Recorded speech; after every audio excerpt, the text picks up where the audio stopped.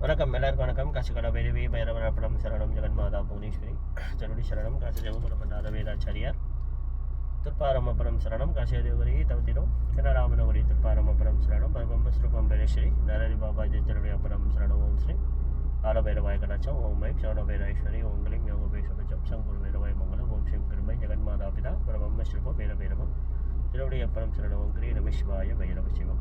இன்றைக்கி 9ஆம் தேதி 6ஆம் மாதம் 2/2/5 திங்கட்கிழமை அன்று மதியம் ஒரு 2 மணிக்கு மேலே ஒரு முக்கியமான ஆன்மீக ஜோதிட சம்பந்தமான ஆன்மீக தகவல்.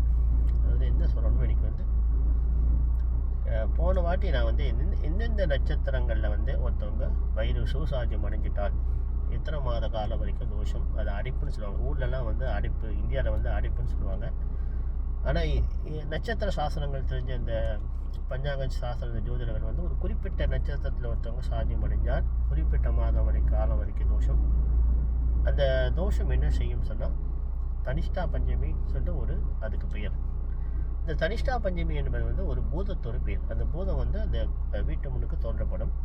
அது வீட்டுக்கு வராமல் இருப்பதற்காக சில கும்பங்கள் வைக்கணும், 4 பொருட்கள் வைக்கணும் சொல்லியிருக்கேன். இதெல்லாம் செய்த பின் ஆதி காலத்தில் இந்த பிண்ட பிரசாதம் பிரேதத்துக்கு பேர் பிண்ட பிரசாதம். அது பிரேதம் சொல்லக்கூடாதான், நல்ல வார்த்தைகள் சொல்கிறாங்க சமஸ்கிருதத்தில். அது பிண்ட பிரசாதம். அது ஒரு பிண்டமாக பாவித்து அக்னிக்கு தானகம் பண்ணுறது, அதாவது அக்னியில் வைத்து ஓமம் பண்ணி எரிப்பது தமிழில் சொல்கிறது. ஆனால் அது மிகப்பெரிய உத்தமமான ஒரு செயல். அது இறப்பு என்பது தீட்டு கிடையாது.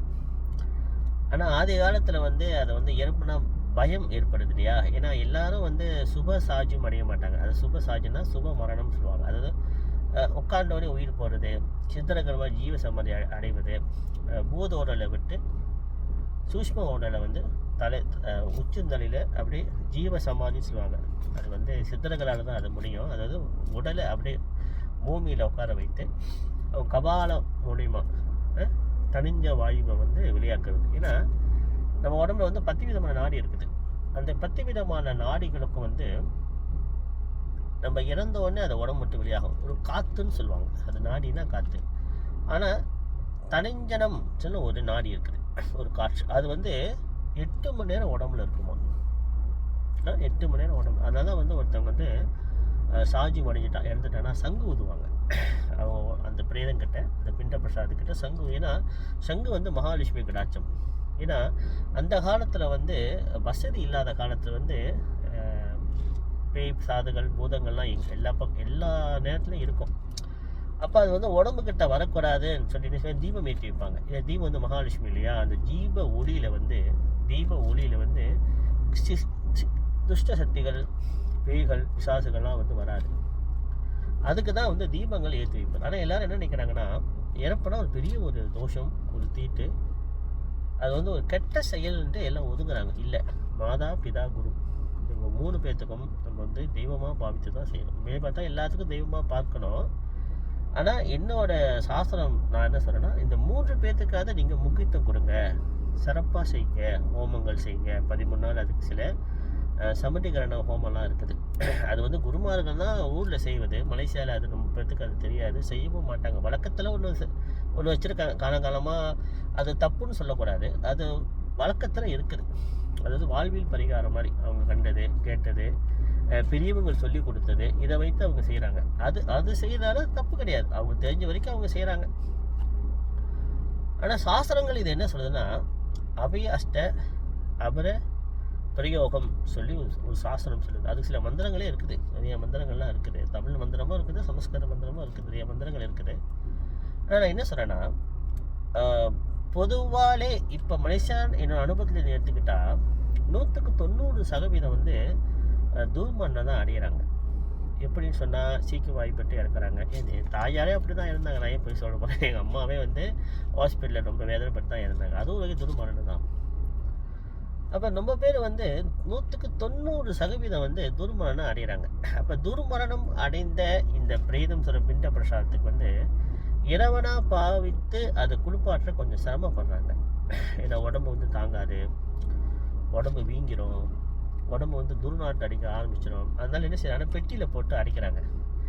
ஆனால் சரி, அது அது ஒரு நல்ல பழக்கம் தான். ஏன்னா அந்த கிருமிகள் வெளியாகக்கூடாது, மற்றவங்கள போய் சேரக்கூடாதுன்னு சொல்லி ஒரு சாஸ்திரம் சொல்லுது. சரி, அது ஒரு பக்கம் இருக்கட்டும்.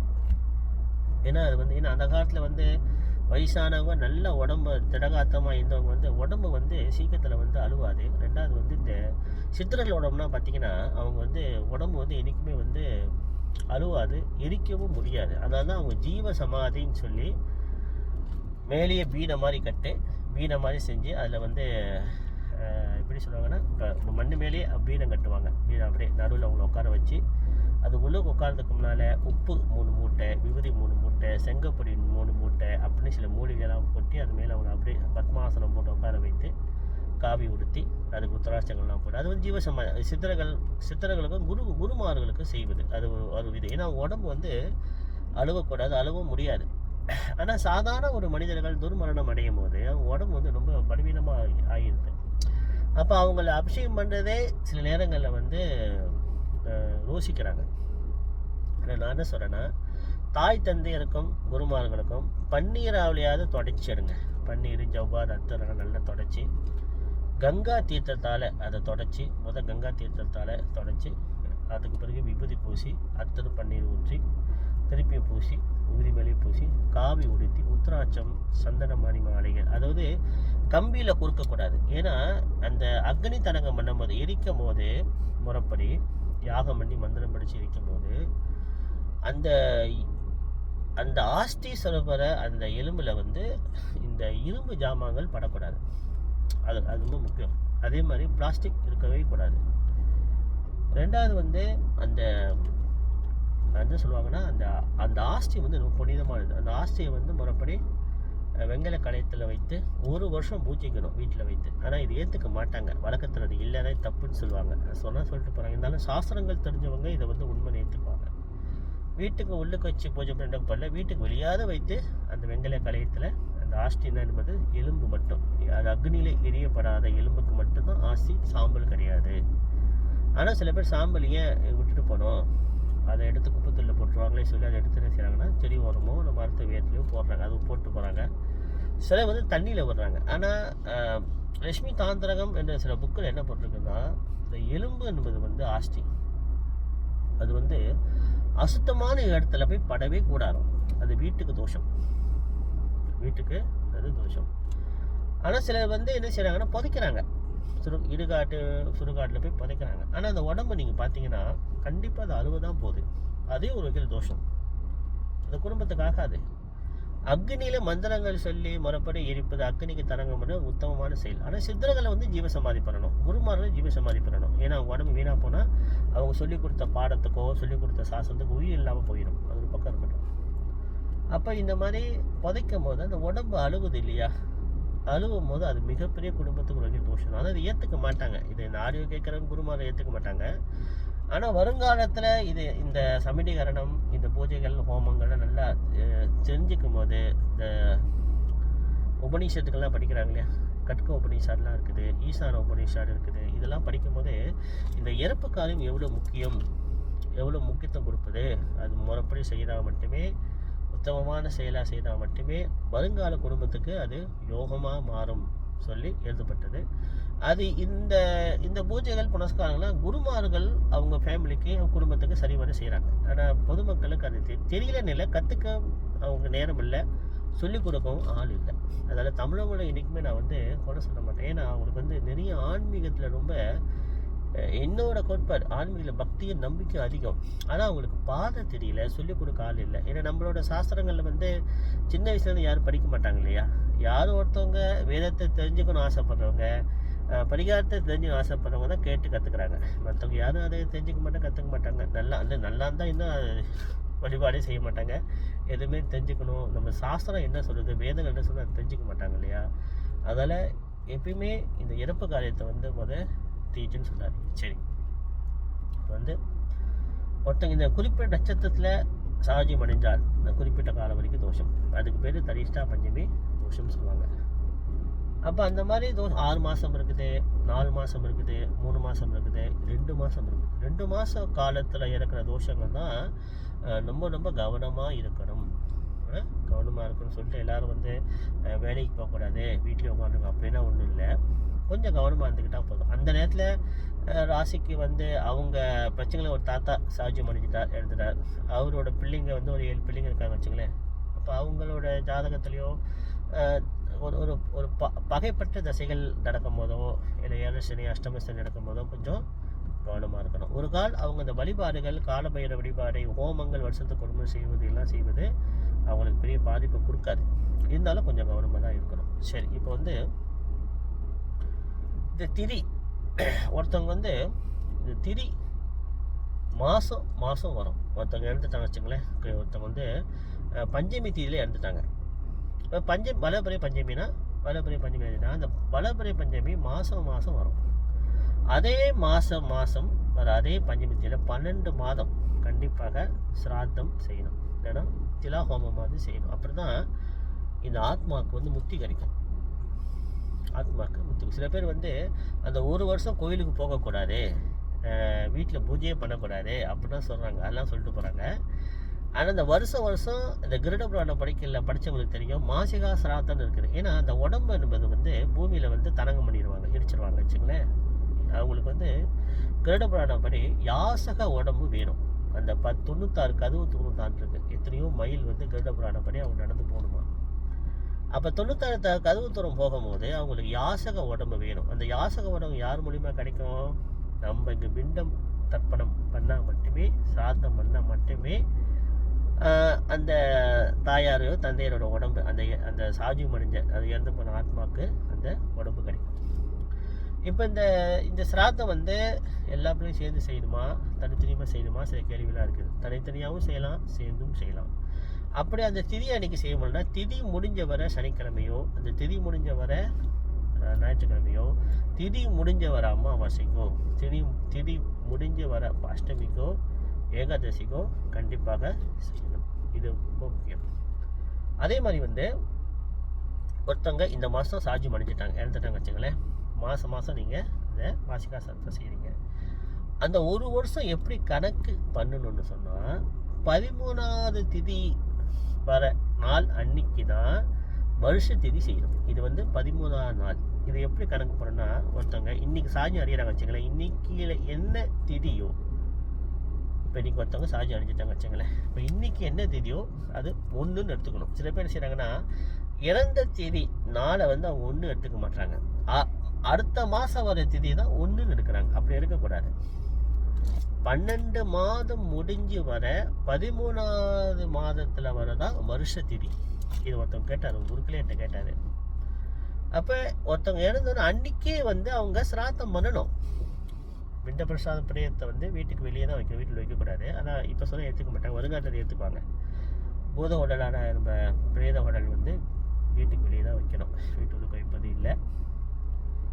ஆனால் அந்த அன்னைக்கு ஒரு நாள் எடுத்துக்கணும். ஒருத்தவங்க இறந்துட்டாங்கன்னா அன்றைக்கி மொதல் நாள் கணக்கு, மறுநாள் வந்து 2வது நாள், அப்படியே 3வது நாள், 4, 5 மாதம் கணக்கு பண்ணி 13வது திதி ஒரு வருஷம் முடிஞ்சு வர 13வது திதி, 12 மாதம் முடிஞ்சு வர 13வது திதி அன்னைக்கு தான் வருஷ திதின்னு எடுக்கணும். அதுதான் உண்மையான முறை. சில குருமார்களுக்கு தெரியும். அதே மாதிரி ஒருத்தவங்க ஏகாதசி திதியில் சாஜியம் அடைஞ்சிட்டால், இறந்துட்டால், இறப்பு சொல்லக்கூடாது. இருந்தாலும் ஏன் நான் சொல்கிறேன்னா உங்களுக்கு புரிஞ்சுக்கணும்னு சொல்லி தான் சொல்கிறேன். ஒருத்தவங்க வந்து ஏகாதசி திதியில் இறந்துட்டால், ஏகாதசி திதியில் சிராத்தம் பண்ணக்கூடாது. மறுநாள் வர துவாதசி திதியில் தான் செய்யணும். இது வந்து காலப்பிரகாசிக புக்கிலே போட்டிருக்காங்க. இதை அன்றைக்கி கூட ஒருத்தர் கேட்டார் என்கிட்ட, ஐயா இந்த மாதிரி எங்கள் தோப்புனா வந்து ஏகாதசி திதியில் சாஜியம் அடைஞ்சிட்டார், அதே திதியில் தான் செய்யணுமா? இல்லை அதையும் செய்யக்கூடாது. மறுநாள் வர துவாதசி திதியில் தான் அவங்க மாதம் வர துவாதசி திதி அன்னைக்கு தான் அவங்க சிராத்தம் பண்ணணுமா அப்படின்னு நான் சொல்லலை, காலப்பிரகாசிகன் என்ற புக்கு வந்து சொல்லுது. 2வது வந்து நான் வந்து ஜோதிட சாஸ்திரங்கள் நான் கொஞ்சம் சொல்லி கொடுத்தேன் இல்லையா, எந்த நட்சத்திரம் சேர்க்கணும், எந்த நட்சத்திரம் சேர்க்கக்கூடாது, ஒரு குறிப்பு இருக்குது. ஆனால் இந்த நட்சத்திரம் பொருத்தத்தில் வந்து இது 2வது குறிப்பு விவரம், ஜோதிட விவரம். நட்சத்திர சாஸ்திரம் வந்து 10க்கு 10 பொருத்தம் திருமணம் முடிக்கும் போது பார்ப்பாங்க, ஒரு ஆணுக்கு பெண்ணுக்கு. அது விதி, பாகம். நட்சத்திர பொருத்தம் இருந்தால் மட்டுமே அடுத்த ஸ்டெப் 2வது விஷயத்துக்கு போகணும். அதான் 2வது பாகம், அதுதான் ஜாதக பொருத்தம். நட்சத்திர பொருத்தமே அங்கே பாஸ் பண்ணலைன்னா 2வது பொருத்தத்துக்கு போகக்கூடாது. நட்சத்திர பொருத்தம் ரொம்ப முக்கியம். சில குருமார்கள் வந்து நட்சத்திர பொருத்தம் தேவையில்லைன்னு சொல்கிறாங்க. சரி, அது ஓகே, அதெல்லாம் நல்லது தான். ஏன்னா அவங்க திறமை பாருங்களேன், அவங்க திறமை. ஆனால் என்னோடய அனுபவத்தில் என்ன சொல்கிறேன்னா, என்னோடய அனுபவத்தில் வந்து நட்சத்திர பொருத்தம் ரொம்ப முக்கியம். நட்சத்திர பொருத்தம் ரொம்ப முக்கியம். அது இருந்தால் மட்டுமே 2வது பொருத்தமான ஜாதக பொருத்தத்தை பார்க்கணும். ஜாதக பொருத்தத்தை பார்க்கணும்.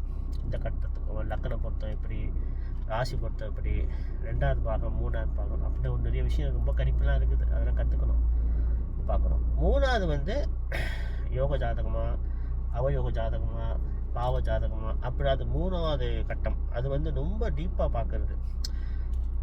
இதெல்லாம் சில குருமார்கள் இப்போ பார்ப்பது இல்லை. அதெல்லாம் வந்து நட்சத்திர பொருத்தம் இருந்தால் போதும் இது முடிச்சிடுறாங்க. அது தப்பு தான், அது செய்யக்கூடாது தான். நம்மளோட இது ரொம்ப முக்கியம். நம்ம திருமண பொருத்தம் ரொம்ப முக்கியம். ஏன்னா மனிதனோட வாழ்க்கை வந்து திருமண பொருத்தத்தில் தான் இருக்குது. 3வது விவரம் ஓம் நம சிவாய பைரவ சிவம். 3வது விஷயம் என்னென்னா, ஒருத்தவங்க ஒரு கேள்வி கேட்டாங்க, அதுக்கு தகுந்த மாதிரி பதில் இப்போ நான் சொல்லிடுறேன். ஒரு குழந்தை வந்து லக்னம் வந்து ரொம்ப முக்கியம். அது ஜோதிட சாஸ்திரம் தெரியும். இந்த லக்னத்தை எந்த நேரத்தை வச்சு கணிப்பதுன்னு சொன்னால், ஒரு தாய் வயிற்றுலேருந்து யோனி காமலத்துலேருந்து தலை உச்சி எப்போ தெரியுதோ அதுதான் குழந்தை பிறந்ததோடைய நேரம். இது நான் சொல்லலை, இது கால பிரகாசிங்க இந்த புக்கில் போட்டிருக்குன்னு நான் அர்த்தமாக அந்த ஃபோட்டோ எடுத்து உங்களுக்கு அனுப்பி வைக்கிறேன். டிக்டாக்ல எல்லாம் பாருங்கள். அந்த குழந்தையோட உச்சி எப்போ தாய் வயிற்றுலேருந்து தெரியுதோ அதுதான் குழந்தை பிறந்த நேரம். இதுதான் சொல்லுது. ஆனால் டாக்டருங்க முக்கால்வாசி பேர் வந்து, சில பேர் வந்து குழந்தை முழுமையாக வெளியான பிறகு, சுத்தம் பண்ண பிறகு தான் நேரத்தை எழுதுகிறாங்க. அதுலேயே வந்து ஒரு 5 நிமிஷம் 6 நிமிஷம் 10 நிமிஷம் கூட ஓடலாம். அதனால் லக்னம் என்பது ரொம்ப முக்கியம். லக்ன நேரம் வந்து குழந்தையுடைய உச்சந்தலை தெரிவது ரொம்ப சிறந்தது. ஆனால் என்னோட முன்னோர்கள் எனக்கு சொல்லிக் கொடுத்த சாஸ்திரம் வந்து, அந்த உச்சந்தலை நேரத்தை எடுத்துக்கிட்டு தாய்க்கும் குழந்தைக்கும் பந்தம் எப்போ பிரியுதுன்னா இந்த தொப்புள் கொடி வற்றுறது, அந்த நேரத்தையும் பார்த்து சில குறிப்பு இருக்குது. அது நம்ம விளக்க முடியாது. ஏன் விளக்க முடியாதுன்னா, அது படிக்கணும். ஜோதிடம் நீங்கள் படித்தாதான் நான் சொல்லும் போது அது உங்களுக்கு விளங்கும். நான் அது போட்டு உங்களுக்கு குழப்பக்கூடாது இல்லையா? அந்த நேரமும் நான் சில முன்னோர் சொல்லி கொடுத்துருக்காங்க. அதை எடுத்து அந்த குழந்தை பிறந்த உச்ச நேரத்தையும் வச்சு தான் சில லக்கணத்தை நாங்கள் குறிப்போம். ஏன்னா இந்த நவாம்சம் சொல்லுவாங்க. இந்த ஜோதிட அன்பர் தெரிஞ்சவங்களுக்கு நீங்கள்லாம் நினச்சி பாருங்கள், இது குறிப்பு இருக்குது. அதாவது ஒரு 30 பாகையை வந்து 9ஆக படித்தா 3.20 பாகை. அப்படி 3.20 பாகையை நாளிகையை உடைச்சா 200 நாளிகை. அந்த 200 நாளிகையை வந்து 10 பாகமாக பிரித்தா ஒரு பாகை வந்து, ஒரு நாளிகை பாகை வந்து 20 வரும். அந்த 20 வந்து 20 வந்து தேவர்கள் பிறப்பு, 2வது இரவு வந்து மனிதர்கள் பிறப்பு. அந்த மனித பிறப்பை 2 பாகமாக உடைச்சா ஆண் பிறப்பு பெண் பிறப்பு. இது வந்து வெளியே சொல்லக்கூடாது. ஜோதிடனுடைய சூட்சமமான ரகசிய குறிப்பு. இது வந்து பரம்பரை வந்தவங்களுக்கு சொல்லி கொடுப்பாங்க. ஏன்னா சில பேர் வந்து ஆண் ஜாதத்தை பெண் ஜாதகமாக கொடுப்பாங்க, பெண் ஜாதத்தை ஆண் ஜாதகமாக கொடுப்பாங்க, சித்தமுன ஜாதகத்தையும் கொடுப்பாங்க, டச் பண்ணுவாங்க, மிருகம் பந்த நேரத்தையும் கொடுப்பாங்க. இல்லை கண்டுபிடிக்கணும் இல்லையா? அதனால் இது ஏன் நான் இப்போ சொல்கிறேன்னா, இந்த ஆடியோ வந்து எல்லா குருமானும் கேட்குறாங்க. இது தெரிஞ்சுங்க. இது வந்து அடிப்படை ஜோதிடம் தெரிஞ்ச குருமார்களுக்கு இது விளங்கும். இது பொதுமக்களுக்கு இது விளங்காது. ஏன்னு சொன்னால், இந்த குறிப்பு நீங்கள் தெரிஞ்சுங்க. அது ஒரு 30 பாகையை ராசி கட்டத்தை 9ஆக படித்தா 9ஆக பிரித்தா உடைச்சா 3.20 பாகை, 3.20 பாகையை நாளிகையை உடைச்சா 200 பாகை வரும். 200 பாகையை 20 பாகை, 10 பாகை வந்து தேவர்கள் பிறப்பு, 20 பாகை தேவர்கள் பிறப்பு, 2வது 20 பாகை மனிதர்கள் பிறப்பு. அந்த மனித பிறப்பு 2வது பாகையில் வந்து பாதியை உடைச்சா பாகை ஆண் பிறப்பு, 2வது பெண் பிறப்பு. 3வது பாகையில் பிறக்க தான் ஆளி பிறப்பு. அது வேணாம், ரொம்ப டீப்பாக. அப்புறம் 4 கால் 5 கால் இல்லாத மிருகம் பிறப்பு இதெல்லாம் இருக்கும். பூத பிறப்பு தனியாக இருக்குது. அதெல்லாம் வந்து நவாம்சத்துக்கு போகிறது. ஒரு கல்லை 30 சைஸ் கல்லை உடச்சி சின்னதாக போகிறது. இந்த ஜோதிடம் தெரிஞ்சவங்களுக்கு தெரிஞ்சு வச்சுக்கோங்க. ஏன்னா இது வந்து ரொம்ப குறிப்பு. சில பேர் சொல்லுவாங்க நட்சத்திரம் தான் முக்கியம், சில பேர் வந்து பாகை தான் முக்கியம், சில பேர் வந்து கிரகங்கள் தான் முக்கியம். சில பேர் வந்து சுபத்துவம் பாபத்துவம், அது சுபகிரகம் பார்ப்பது, பாவகிரகங்கள் பார்ப்பது, அது சில பேர் சுபத்துவம் பாவத்துவன்றாங்க. ரெண்டாவது வந்து நட்சத்திரம் தான் முக்கியம். ரெண்டாவது பாவம், ஒரு பாகம் முக்கியம், ரெண்டாவது பாகம். ஜோதிடத்தில் இதெல்லாம் ஒன்று தான். அவங்கவுங்க திறமையை பொறுத்து, எதுவுமே பொய் இல்லை. இப்போ நான் என்கிட்ட சொன்னால் நான் வந்து வாக்கிய பஞ்சாங்க அடிப்படையில் பார்ப்பேன். சில குருமா திருக்கணித பஞ்சாங்க இருப்பாங்க. சந்தோஷம், திருக்கணித பஞ்சாங்கத்தில் பாருங்கள். நீங்கள் திறமையாக ஒருத்தவங்களை பார்த்து வாழ வச்சிங்கன்னா உங்களுக்கு தான் புண்ணியம். நான் வாக்கிய அடிப்படையில் பார்க்கணும், நான் என்னை நம்பி பார்க்குறவங்க நல்ல திறமையாக வரும்போது எனக்கு புண்ணியம், அவ்வளோதான். எதுவுமே பொய் பித்தலாட்டம் இல்லை. எல்லா ஜோதிடமும் ஒன்று தான். அது பாகை முறையாக பார்த்தாலும் சரி, நட்சத்திர சாரமாக பார்த்தாலும் சரி, கிரகங்களை வைத்து பார்த்தாலும் சரி, பாகம் ஒரு பாகம் பற்றி பார்த்தாலும் சரி, எல்லாமே ஒரு மனிதனை வாழ வைப்பதற்காக வால்மீகி ரிஷிகள் எழுதி வச்ச ஜோதிட சாஸ்திரம் தான். பராசர் எழுதியிருக்காரு ரொம்ப அற்புதமான ஜோதிடம். ஜெய்மினி சூத்திரம் எழுதியிருக்காரு அற்புதமான ஜோதிடம். நட்சத்திர சிந்தாமணி எழுதியிருக்காங்க அருமையான ஒரு ஜோதிட சாஸ்திரம். இதெல்லாம் படிப்பதுக்கு சாராவளி புக்கெல்லாம் படிச்சிங்கன்னா ரொம்ப விசேஷமான எழுதி வச்சுருக்காங்க. ஆனால் இதெல்லாம் ஏன் சொல்கிறேன்னா, மக்களுக்கு இதெல்லாம் தெரியாமல் போச்சு, சொல்லிக் கொடுக்க ஆள் இல்லை. அதனால் எல்லாமே நம்மளுக்கு வந்து ஒன்று தான். எல்லாம் நம்ம கையில் இருக்குது. நம்ம எப்படி கற்றுக்குறோம், யார் நம்ம சொல்லிக் கொடுக்குறா, நம்மளுக்கு இதை கற்றுக்கிட்டு உண்மை போய் பிரித்து பார்ப்பது. ஜோதிடத்தில் தெரிஞ்ச எல்லா குருமார்களும் ஒன்று தான். அவங்க சொல்கிறது மக்களுக்கு போய் செய்யலையா, நல்லதா கெட்டதா, அந்த மக்கள் கையில் தான் இருக்குது. இப்போ என்கிட்ட வந்து பார்க்குறவங்க நான் எப்படி கரெக்டாக சொல்கிறேன், நான் உண்மையாக இருக்கேனா, நான் சொல்லிக் கொடுத்தது வந்து பழிக்குதா, நான் கரெக்டாக சொல்கிறேன்னா கண்டுபிடிச்சி என்னகிட்ட பலன் பார்த்தா என்ன தேடி வருவாங்க. இன்னொரு குருமார்களை போய் பார்த்து நல்ல பலன் பார்த்து நம்பிக்கொள்ளுவாங்க, அவங்களும் தான் தேடி போவாங்க. அதாவது அவங்கவுங்க இதை பொறுத்து. அதனால் எப்பயுமே வந்து ஜோதிட சாஸ்திரம் பொய் இல்லை. அதை பார்க்குறவங்கள பொறுத்து, அவங்க சொல்கிறத பொறுத்து, இதுதான் விதி. அதனால் இறப்பு காரியம் வந்து நம்ம சித்திரங்களும் முனிவர்களும் வேதங்களும் மிக உயரமாக சொல்லுது.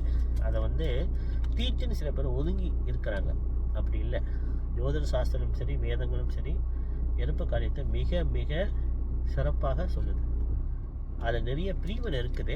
அதை பிறகு ஒன்று ஒன்றா நான் சொல்கிறேன். காசிகால பைரவி, பைரப்ப சரணம், ஜெகன்மாதா புவனேஸ்வரி திருவிசரணம், உங்கிரே நம சிவாய பைரவிஸ்வம் ஓம் திதி விஷ்ணு ததாவாரா நட்சத்திர விஷ்ணு ரேவசா யோகசகண்டம் சைவசர விஷ்ணுமாய ஜெகத்குரு குருபர்மா குரு விஷ்ணு குருதேவ மகேஸ்வர குருஷாச்சார் பரபம்மா தஸ்மை ஸ்ரீ குருவே நமோ நமः. ஜெயந்தி மங்களாகாளி பத்ரகாளி கபாலி துர்கா சிமா சிவராத்திரி சிவஹாசுதா நமஸ்துதே. மகாதேவீஷ வித்மஹே விஷ்ணுமத்தி தீமஹே தன்னோ லட்சுமி பிரச்சோதயாத். ஓம் கிரீம் நம சிவாய பைரவ சிவம்.